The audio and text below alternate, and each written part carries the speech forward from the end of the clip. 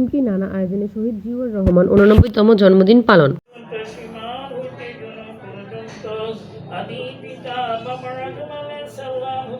বাংলাদেশ জাতীয়তাবাদী দল বিএনপির প্রতিষ্ঠা গণতন্ত্রের প্রবর্তক শহীদ রাষ্ট্রপতি জিয়াউর রহমান বীর উত্তমের 89তম জন্মবার্ষিকী পটুয়াখালীর দুমকিতে নানা আয়োজনের মধ্য দিয়ে পালন করা হয়েছে। আজ 19 জানুয়ারি রবিবার বিকালে আসরবাদ থানা ব্রিজ জামে মসজিদ শহীদ জিয়া প্রজন্ম দলের আলোচনা সভা দোয়া মাহফিল দুমকি দারুচ্ছন্নাথ মডেল হাফিজিয়া এতিমখানা লিল্লাহি বোর্ডিং মাদ্রাসার খাবার বিতরণের আয়োজন করা হয়েছে। এতে উপস্থিত ছিলেন যুব দলের সিনিয়র যুগ্ম আহ্বায়ক জাকির হাওলাদার, সাবেক ছাত্র দলের সভাপতি মনিরুল ইসলাম ও ছাত্র দলের সিনিয়র যুগ্ম আহ্বায়ক